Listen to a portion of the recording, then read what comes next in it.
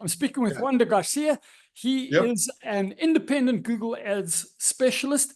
And today we're talking about why or how he was able to go from a W-2 job.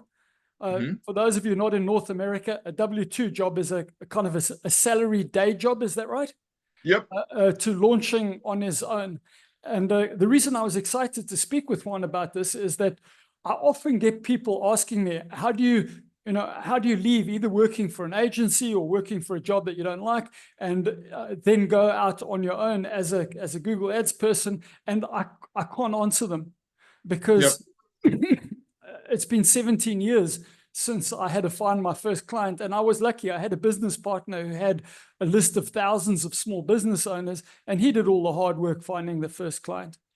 So that's what we're talking about today. So how long has it been since you have been truly independent, since you quit the W-2 job? Yep. So we're talking today on October 8th. So my last day at my job was September the 20th. So I was on a Friday. So it's been like 2 weeks or something. It has been really good so far. Yeah. What's been the best thing? So like when you're when you're working on a 9 to 5, it's usually not 9 to 5. You start usually earlier, like before 8 and then end probably after 5. So the time that you have to spend on your agency or on your side hustle, like it's really limited. So because your time is limited, you're always on survival mode, like trying to like get clients or do anything you can just to push it. And most of the times you're gonna be tired because you have been working all day. You have some other responsibilities. I don't have kids yet, but like I'm sure a lot of people have kids and things to do, groceries and everything. And on top of that, you have to do your side hustle and your agency. So it's definitely better because you come into the day fresh. You have time to plan. You can do all your systems and processes and think about things before doing them and taking it step by step. Then just going and going and going. So it's night and day when you quit the job. So when you were working your day job, how many hours would you say a week or per day, if that's easier, were you able to spend on growing your Google Ads practice? Yeah, so it's not like it varied, but like it was as much as I could. So per day, I would say like during the day, probably every like lunchtime I was working on it. Sometimes at work, like I'm getting messages I have to like type back and everything. So let's say like 1 or 2 hours during the day job, and then 2 or 3 hours at night. So around like 4 to 5 hours every day. And then obviously weekends, in the mornings and afternoons, and sometimes at night, I try to push as much as I can. So let's say 5 hours there. So you're talking about like a part-time to like 30 hours a week.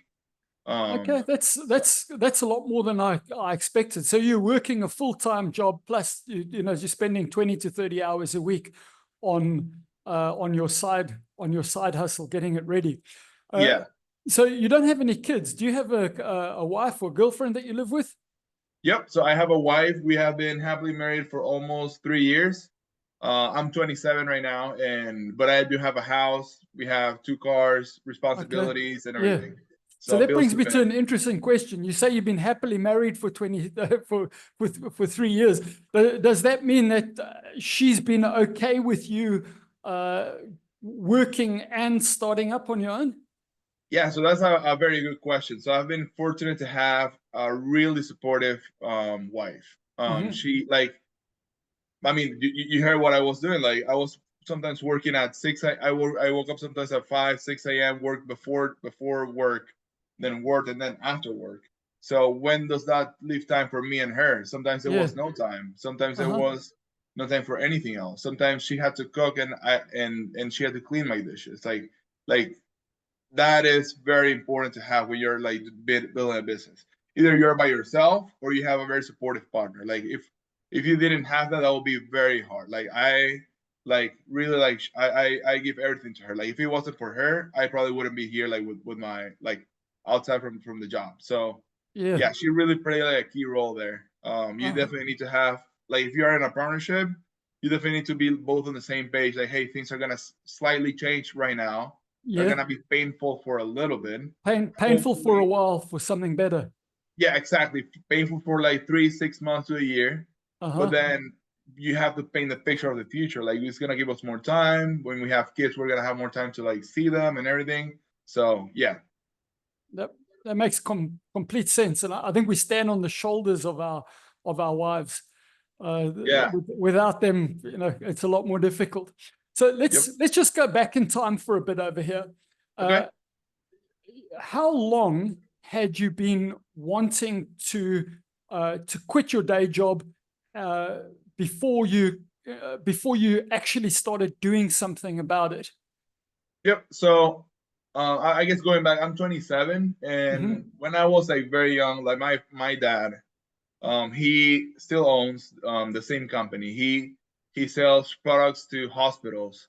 Okay. Back in my home country, I'm from Panama, so he sells a lot of money and products. He has like warehouses and everything, big operation, big office, staff, and everything. So when I was like a kid, I used to walk behind him, the boss, the CEO, Yeah. around the offices and everything. Like, hey, Juan, look at this, look at that, and this the logo and everything. And from when I was very young, I was like, I know I want to have my own thing. Like, I Okay. just know it. Yeah. So I went through high school and everything. Just did the step by step that I needed to do just to be safe, right? Like high school, college, but like I studied industrial engineering in college, Okay. and I knew that I wanted to have my own thing. But like, let's say my first tries at business were at 15 years old. I had my first agency, like back when social media marketing agencies were like popping out and the sexy thing, right? Managing Instagram for companies and everything. I did it with a friend. It didn't go well. Like we thought it was like making money easily, and like there's no easy business. No. So we started it like logo. We probably did like t-shirts and stuff. Went for like 5-6 months, didn't work, and then stopped. Okay, so that was at 15 years old. So you have all 15 this years family old. history of entrepreneurship, and then you did your own thing as a teenager. Yeah. And but then you ended up working working in a regular job, but you got this desire to quit. Correct. So I'm international. So when I got into the US, like it's very hard for you to find a job here. Like the company has to do a lot of things for you, and then I did an internship with a company that was very good. Like when I went there, it was like so fun. I loved the people and everything, and they offered me a full-time job. I'm like the money that they were offering me was like so like mind-blowing. Like back in Panama, you would never make that even like 10 or 15 years in. And I was like, yes, like I think this is a really good start to my career. I still have on the back of my mind that like later I want to do my own thing. But like I think this is really good to start and build a foundation and everything. So I started, did everything, worked for them, but I always had in the back of my mind that I wanted to have my own thing. Was there any kind of trigger point where one day you said, "This is it. I can't work here any longer. I have to do my own thing." Yeah, so it was probably like 3 years in. So I had my first project was very easy. Like a lot of people, you have your responsibilities. Go in at 8, leave at 5, sometimes 6, but like it was very easy, right? After that, then it started to get like another project. Just it's a business where it depends a lot on the client, right? Yeah. So I did construction. So depending on the client, like your job revolves around how your client relationship is. The client was not the best client there is. Okay. So it was just too intense, and I feel like and I saw people like not. I'm 20, I'm 25, 24 at that point, and I saw people like 40, 50, 60 years old, like literally like by the neck from this client, and I'm like, this is not what I want to be when I'm 40, 50, 60. Like I want to be with my yeah. Okay. I was looking at my future. I was like, okay, if I keep down this path, then this was who I'm gonna be. Talking about retirement, talking about like I cannot wait to retire. Like no, like I think you should enjoy life and enjoy what you do. And I don't enjoy what I do right now with a client like this. And then I moved into a next project that was even worse. So literally, like I think Alex Ramosi mentions it. Like if you don't have motivation to be big, it's okay to take pain as your motivator. Like it's too painful to be here. Yeah. I have to live here, like live Okay. this place. So that was one of the main motivators, like pain. Like I just Okay. didn't like what I was doing. It was horrendous working conditions. It was very bad. Like my team was perfect. I love them, and I hope that I stay in touch with them. But Uh-huh. like the client side was just tough. So then that was my motivator to like start something. Okay. And so why did you choose Google Ads? Okay, so back when I was 15, that I created the agency. It was more like a hobby, like something like cool to do. Yeah. But like there, like I was a procrastinator. I was like, oh, agency. So I'm gonna learn. I learned Facebook ads, I learned SEO, I learned web design, learned Illustrator, graphic design, all that stuff.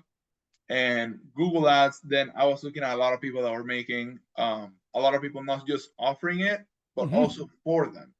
So, and it made sense. Like if you look for a service in something, like you're gonna look for them in Google. Yeah, that's right. So it just made sense. And I was like, okay, this is an easy sell for someone. And I think I can become very good at it. So it just clicked. Like what I was liking is also something that people were asking for. So I Okay. just matched those two. Okay. So so now you're in your normal day job. You've got the pain motivating you. You've got the history. You've got some experience doing Google Ads. How long did it take to get from the decision, I don't like this project, I don't like this client, this is the pain, to actually the point where you could hand your notice in and say, thanks very much, but I'm gone?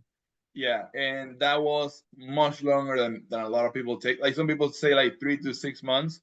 Yeah. It took me like a year and 3 months or something to get the first dollar. Like not Okay. the first dollar, but like I got my first, like I got a client right off the bat, Yeah. and he didn't, like he literally went to capacity and couldn't take me.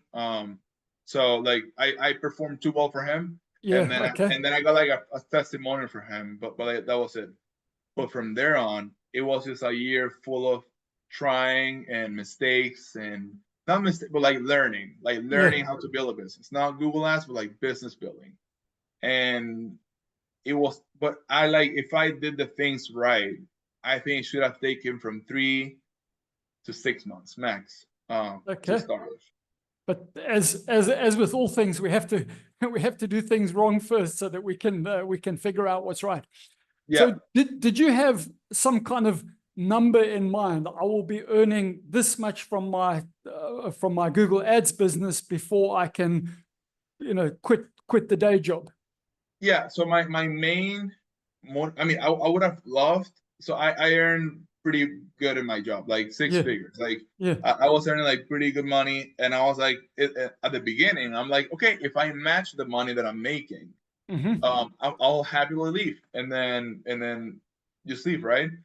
But like it comes to a point where you are so stacked in time, like you have no capacity, that I was like, I'm if I cannot get there with these yeah. two at the same time. So it Okay, went back to probably half of what I was asking for, which covers my expenses, yeah. my house, my car, my electricity, my groceries, like going out to dinner once or twice a week. Like it covered everything and a little more. Okay, So that was my goal, to do that. okay, And then it was like I was like on a, what you call like a drought, like for a long time, and then in like 2 3 months I got like a lot of clients, and then that would put me even more ahead, like of my personal expenses. okay. And then I was like, Brilliant. okay, this is the time to like just leave. I had Okay, to so push it to do that. so you raised a couple of interesting points. The first, but probably most, and which kind of brings us on to our next thing. You said you were in a drought for clients, and then you suddenly got more clients. And everybody who's wanting to start on their own always has the same problem: is how do you get these clients? So Hmm. what suddenly started working that took you from Yeah. being a drought to having more clients than you needed to meet your goal? Yeah, and I wish I had someone just tell me this. I think a lot of people told this to me in some ways, but like not exactly. But like from in that year and 3 or and a half, I did cold calling, I did cold emailing, I went to Chamber of Commerce events after work. Like I dressed up, put my name Yeah. on the name tag and stuff. I went there for a lot of times. Uh-huh. I just went places and talked to people. I sold to my lender, like I just went to places and sometimes gave my business card. Like I tried everything. Okay. But that was the problem. I was just doing everything. Like I was just too spread out. And you don't think that you're too spread out, but you are. So it didn't go well until I nailed down on one. And I didn't nail down on one because it was working. Nothing was working. Okay. I nailed down on just doing one thing, and that was I nailed down on Twitter. So what do I mean by nailing down? Like Twitter was the only thing that I was gonna focus on. So tracking what you do on what you're focusing on is the most important thing you need to do. So on Twitter, from like when I was working full time, I was like, I'm gonna spend the way you grow on Twitter, and this changed for everything. The way you grow on Twitter is you post every day, like results, threads, or anything that proves that you know what you're doing and everything, like that you like you're a good service provider for someone, right? So you stay top of mind, and people are looking for a service can look after you. So you post every day. You can schedule this with tools like Hyperion and other tools, but you also have to engage and provide value to people. To people that are, in my case, service businesses, talking to other Google Ads agencies and everything. So 60 minutes every day.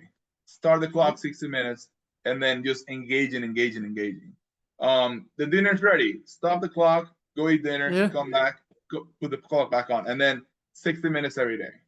Okay. And did you actually track that? I still do, and now I do 90 minutes every day because I'm not on a full-time job. So I do like right now you can see this. So let me see. So I have 56 minutes left today. Okay. Well, so I'll try not to disturb too much of your X or Twitter time. So you started posting frequently. You focused your time onto this. So how you said that nothing was working and that Twitter wasn't working. Nothing was working. So how did you decide that it was worth doing this, even though it hadn't proved that it was working? How did you decide to focus in on this instead of going to, I don't know, going to a Chamber of Commerce event every week or whatever other, instead of making 90 minutes of cold calls every day? Yeah, so I just I tried cold calling. I mean, in cold calling, I got a client, but he ended up being like a stealer. I cannot talk much about it, but like he kind of stole. So the person that I was talking to, the owner of the business, he kind of like, and I only know this because I got a call like a month after, like, hey, like Astra Pixel, you did the website for this company? And I'm like, yes. Yeah, like, so I'm gonna sue you because someone stole this company from me.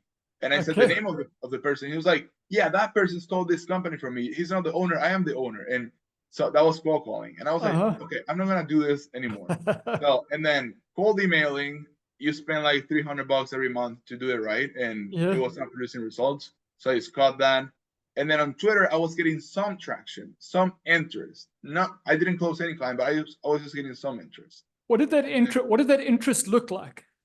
So like, hey, like Juan, like people asking questions or like something like people asking questions, getting on calls, and they were just like they wanted to know more about my service, asking for prices and everything.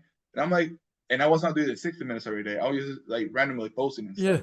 Yeah. And I'm like, I think this is what is performing the best. And I see people in Twitter. I saw people that were doing this similar thing, and they were producing a lot of results. I'm like, I think if I do this correctly, I can probably do this and just produce clients from here. Okay, brilliant. And then, but I mean, like to anyone listening, Twitter is just the thing that I did best. Like, if I have a friend, I'm not gonna say his name, but like he does like 60,000 a month, and he only does cold emailing for e-com brands. Okay. He only does cold emailing. He gets in that thing and then just puts it to run and then replies and stuff, and he gets a lot of results. Cold calling, if you're good at cold calling, just do cold calling, but like only do one thing and get better at it. When I started Twitter, I didn't know anything about metrics and anything. I still don't know some things now, But when you just focus on one thing, like good things start to happen. Okay, so that's how I mean, you by focusing on that, you're putting your 60 minutes in. Now that you've got your time as your own, you're putting 90 minutes in, and that's been your source of sufficient clients to grow to this point. So I mean, obviously finding clients is the difficult thing, but you've got two other kind of parts of this business. One is you've got to actually do the work, and the other is kind of the business processes. You know, you've got to take the money from the clients, you've got to send them an invoice, you've got to register for tax and stuff like that. How did you balance doing the work with your day job? So learning it was quite easy because I had learned everything from when I was like 15, 16, and I always kept with it, like instead of like learning it. But also another thing is like when you're starting, you're gonna feel like you don't know anything, and that's okay. Like you're gonna have imposter syndrome, like when you start. And also like when you start, you're gonna learn, like you're gonna see that a lot of things in YouTube are worthless, and you're gonna start with the real data and the real world. Like a lot of things that you think that work, and a lot of people preach about on YouTube, are probably not true. Like, and then when you go into a real account with real money, you start seeing that what things are good and what things are not good. So you start becoming your own kind of like source of information. And just from seeing what works in one account, and once they are being curious, trying with different landing pages, in my case, trying with different ad copies, what match works better, what ad schedules working better, and you see that. But like, don't feel bad if you feel that way, because I think everyone feels that way when they start. You know what? I think everyone feels that way even after doing it for many years. If you're not feeling like you don't know what you're doing, you're not actually learning. Correct. Yeah, I still feel that way. Like when new clients come to me, I'm like, am I prepared? Like, am I ready for this client? Am I gonna screw it up? And then, but I like also that thing is like, it means that you care, and that's good. So as long as you feel that way, even nervous, like when you get a client, like they're trusting you with their money to, like they're trusting a stranger to manage 50, 100, 200K a month, and you just have to like put up with it. Like service delivery is the best thing that you can offer. Like my clients stay with me for a very long time. I don't think I've had like more than 1 or 2 clients like leave. Everyone has stayed with me because I try to put the work in and every day. So like focusing on client delivery is pretty important. And kind of like going back to starting, like I'm in the United States, kind of like by myself and my wife, a few friends, but like I didn't grow up here. What I would suggest anyone to do when they're starting, reach out to friends and family if you have them. Like, use what advantages you've already got. Yeah, use whatever you have around you that you can start with. And also don't start, like going back, I wouldn't start charging a retainer fee if you don't have that many connections. Start doing either performance work or free work. But explain what you mean by performance work. Yeah, so by performance, I mean, and this will also help you as a marketer and owner. If someone like, hey, I'll do performance work, that means we put in the campaign like a performance work at 25% fee. So that means if you put $1,000 in a campaign and it produces 2K, and you're at 25% fee, you're getting 250 of that margin. So of the margin, you get that percentage, and then that's your fee. So that's kind of proving to you, one, that you know what you're doing, and also it's a no risk to the other person. Like if the month doesn't go well, you don't get paid. If the month goes well, you get paid. I'm not sure that I would do that, but I understand how attractive that can be. But my experience with that is probably for another discussion, as is working for free. But let me ask you another question, slightly off the finding clients and delivering the services. Have you brought on anybody to work with you? So right now I have one so with what I do on Google Ads, kind of going a little more technical, but like if you do a Google Ads campaign for a roofer, and you do the campaign and everything, you put the right keywords, you do an excellent job on the Google Ads side. But if you send them to a wrong landing page, to a landing page that doesn't like even like load slow, or it's like bad, no good call to action. Yeah, so basically to your average client's website.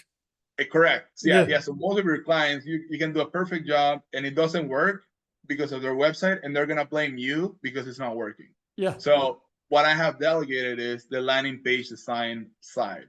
So Okay. when I onboard a client, I get 7 days to set them up. So I do all the Google Ads account setup in 1 week. At the same time, I have another person that is doing the landing page design. So, okay. And that means building the landing page, putting the call to actions, connecting them, buying the phone number, putting it into the landing page to track the calls and tracking the lead submissions and everything. So it's a very good process that we have in place. And at the same time, I'm focusing on the Google Ads account side. I don't have anyone else, but I have plans to have specialists under me to fulfill accounts, to do delivery. But like as of right now, because I just left my job like I said, like 2.5 weeks ago, I'm trying to just maximize profits as of right now, and then build a system, and then just keep pouring on it. So what does this business look like this time next year?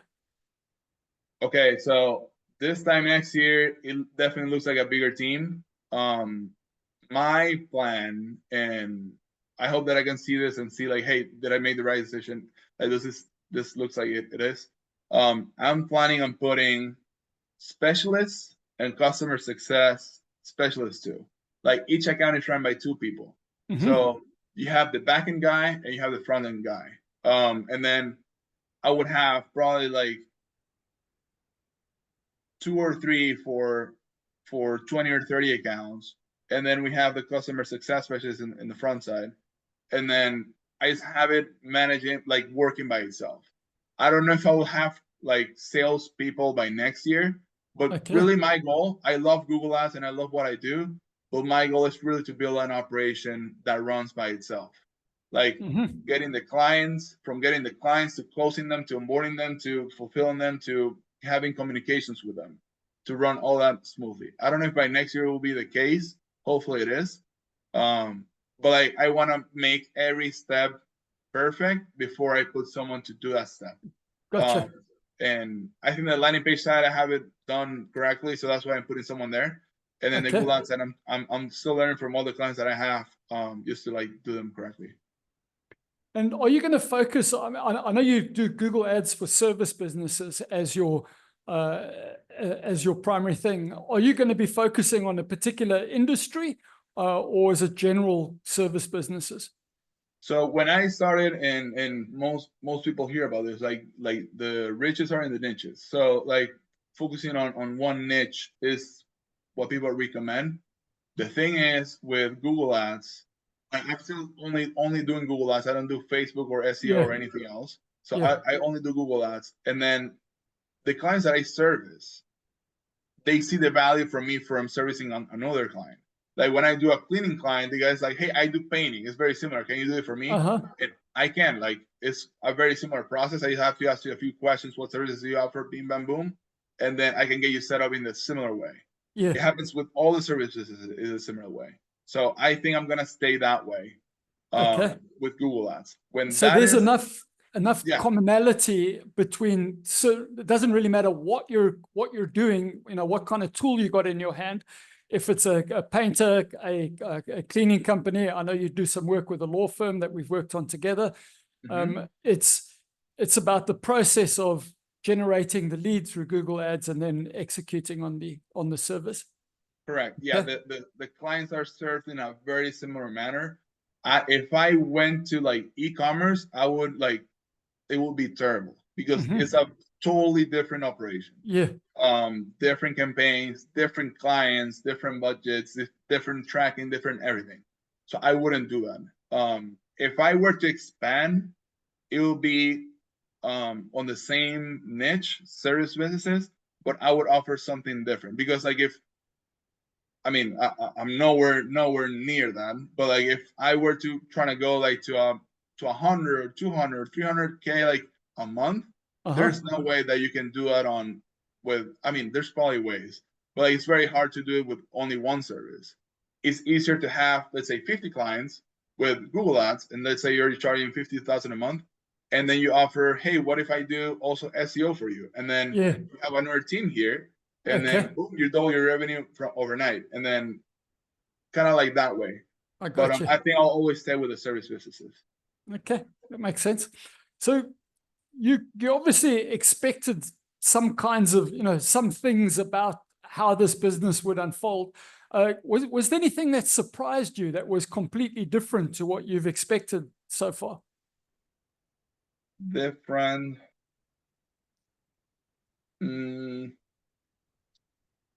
Not really. I mean, no, actually different.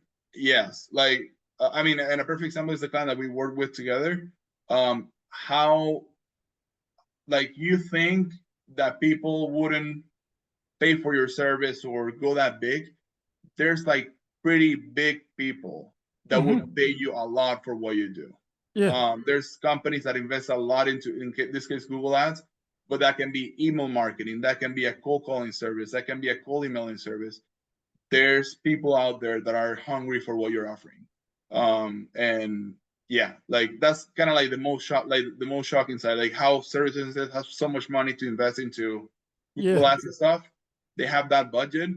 So if you see someone that is saying like, yeah, I have $500 a month, or I have $750, for everything, like believe me, there are people that are gonna pay you way. Like there's a lot of people that have way bigger budgets. Don't settle for those. Those are the hard clients to make money for. Yeah, that's another thing. Like the smaller clients are definitely 100% the hardest clients. One, because like if I had a starting a business, I will be counting every dollar, like $1,000 a month. I want to make sure that all those are spent 100% correctly. But if you're talking with a 6-7 figure business, they don't have that. It's not like the capacity, but like they have bigger things to focus on than being on your back every day, that like a small business owner, and that makes sense. You still have to treat them with respect. Like it's still money. There's money that is from them, and you have to like bring the biggest ROI that you can. But like they're harder and they understand more of the things that like can happen wrong and can go right with the market and everything. Yeah, I've experienced the same things. You don't want to be anybody's first hope, like for a brand new business that's never spent a cent on advertising. And you don't want to be anybody's last hope when they give you the last money that they have and say, now, this is the last budget I've got for this month. If you can't fix my business, I'm closing the doors. Those are very difficult people to help. Yeah. Oh yeah, yeah. I've kind of come to the end of the questions I wanted to ask you. Is there anything else that we should wrap up with? Yeah, so I have a few things. Just if I were to talk to me like a year or two ago, the service that you pick, I did web design before this. So kind of how I got into Google Ads was like I did web design. I know about Google Ads, so I did Google Ads for myself for web design. Gotcha. I got a lot of clients from doing Google Ads for myself, and I feel that I did that better than web design. And it was also a recurring payment, which kind of brings me to this too. And then I switched into Google Ads, right? I would pick a service, if you haven't picked one, that brings a return on investment to the client. That means it can be a cold calling service, it can be a cold emailing service, email marketing, Google Ads, Facebook ads, TikTok ads, search GPTs coming out. You can also do that. Any type of thing that you can show them that you're making them money. So on the income side, the profit side of the business, rather than on the expense end of the balance sheet. Correct. Yeah, and like because like on the design side, I've seen there's people that are making a lot of money in the design side. I'm not saying you cannot make money there, but it's a harder sale. Like when you're selling like a logo design, first of all, a lot of people do creative work. And second, it's harder to show the return on the investment for that. For like a website or a landing page or a logo is harder. I see the benefit. You cannot, if you have a better landing page, you sell more. You can show that, but it's hard to show that when you're selling them. So I will pick a service that brings an ROI to the client. Gotcha. And it makes it easy to kind of prove your value. Yeah. And at the beginning, if you have trouble like getting clients, try to get like certifications or something. Like get anything that you can to show that you know your stuff. Okay. Because starting from scratch is the hardest thing. It's from 0 to 1 is so hard. But you'll get there. Yeah. And Well, then, yeah. And what else? I guess also, like when you offer this kind of services, you're offering a recurring service, and yeah. that's where the real businesses are made. Like you can definitely do, like, for example, web design. You sell a $1,000 to $2,000 web like website, and then that's it. Yeah, And you're not going to sell that same website to a client again, but with a recurring service like Google Ads, it's every month. I've got clients who paid me every single month for. I think the longest one is in the 15th year now. wow, Yeah, it's just just doing Google Ads for him. Google Ads works in the industry. I manage the ads, and every month the money comes into my account, and it's great. yeah. I think we talk maybe once or twice a year. Yeah, that's it. I mean, 15 years, like someone paying the money, like, and then on web design, for example, like I've done websites that I did like 5 years ago, and I Yeah, get clients calling me like, "Hey, it crashed," and it's on their web, their hosting and everything. I yeah. did all the offboarding. It's still my problem, and I'm not Uh-huh. getting paid for any of it. So that kind of proves to you, Pete talks with them twice a year, gets paid, and yeah, like, so Yeah. recurring services. I would highly suggest that. Oh, very and good. and also client retention. So client retention is where the money's made. When you get a client, that's where the real game begins. And then try to provide value as soon as possible, as soon as you get them. They're not trusting you at the beginning, and that's fair. Like they're like, is this guy a really good pig, or what is it? And then you have to show the value at the beginning, so you can start off, and then obviously keep doing your work. But like trying to like prove to them that it was a good decision to get you in at the beginning. And then also reviews and testimonials, those are so important. Just case studies, like build them as soon as you can with the first clients. Try to like put them in the when you're selling to them, like, hey, it will be so helpful if I can build a case study for them. And if you prove that you're like a hungry person, they're gonna try to help. They're gonna help you back if they're a good client. And they're gonna be like, yeah, no worries. Like build a case study. Don't just put my logo on it. Perfect. No worries. And then do that. Like if you build that, you are gonna sell by yourself. Like you don't even have to sell, because they're gonna go into. I just got a call the other day. I have a mortgage lender case study on my website that I put at the beginning. Like when I started, like I have never had any mortgage lenders anymore. But like he saw that, I was like, hey, I'm a mortgage lender, and we're gonna start in 2 weeks to start doing that, just because he saw a review. Okay, Like it's brilliant. sold by itself. Yeah. So, and then aside from that, just be consistent. Well, Don't. the fact that you've got a timer and you've got 60 minutes or 90 minutes a day consistency, that's the most, that's incredible. I'm Yeah. going to say that I think that's problematic. But that's I like that discipline, and it's obviously been something that's worked for you. So you focus the efforts on that. Yeah, Juan, and this then has been sorry. you just have and track what you do. Like you just have a spreadsheet, track what you do every day, and then keep it like that. Great. Juan, this has been an absolute an absolute privilege to speak with you and catch up again. I've recorded this. I'll give you a copy, and I'll post a copy as well. I think having your perspective as somebody who's just transitioned from worker to independent is going to be helpful for a lot of people who want to do the same thing. So thank you so much.